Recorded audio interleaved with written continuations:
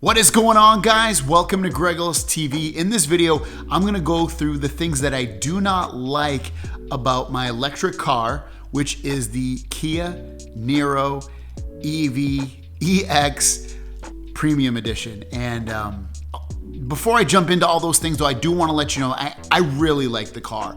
These are just some of the things that kind of annoy me or bug me about the car. But in the grand scheme of things, I really enjoy the car. And so let's jump into the things that I do not like about it. Okay, the first one is there's no power lift gate. You have a button on here on the back that says hold, and that should, you would think, open up the trunk, but ultimately it doesn't. It just unlocks the trunk. So unfortunately, I have to lift it up from the back here, and then I'm able to unlock it. But other than that, there's no way to press a button or anything to get this to automatically open.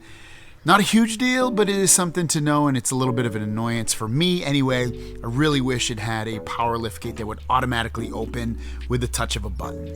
Number two is probably one of the most annoying things, and I know it's one of the most popular annoying things among people that own this car, and it is the backup sound that you get when you put your car in reverse. Now, I guess in Europe there's a setting that you can just automatically turn it off, but in America you have to like rip the bumper up and unplug a wire.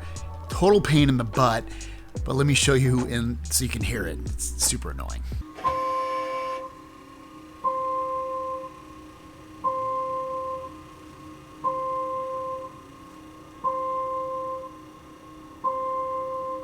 So it literally does that annoying beeping noise like you're a truck or something for this big business. Again, in America, you basically have to unplug it, find it somewhere under there and do it. It's super annoying. Hope they fix that in the next version of this car. Number three definitely has to be that there's no memory seating in here. Now, I do have power seating, and you would think it'd be super easy to just add memory seating, meaning that you have like a 1, 2, or 3 here somewhere, and you can press it and you can lock those settings in so that when different people drive the car, like me or my wife, we're able to have everything set up from the power mirrors to the power seats, and we don't have to reset it every single time that somebody else that drives this car. It doesn't have that. Really annoying. The next one is that there's no buttons up here to open my garage. I have to use an app on my phone because I put it like a little smart garage thing in, but I would love it up here like I have it in my other car. It just makes life a little bit easier. I don't have to break out my phone or anything, but unfortunately this does not have any buttons up here to control the garage. I could add a garage door opener, like one that would open it. But I really like having it in here. This one you're not going to notice unless you drive it on a very sunny day and the sun is beating on it. But this silver strip right here is extremely in your eyes and bright when the sun hits it. I don't drive a lot, so it doesn't affect me all that much, but I notice it on bright sunny days here in San Diego.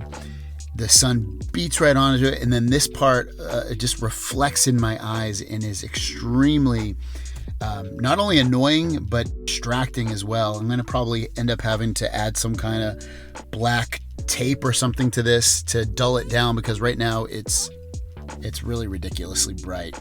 The next one is that there's no 360 cameras or even front cameras. There's only a reverse camera, so I turn on reverse. Sorry about that annoying sound. We have to deal with it.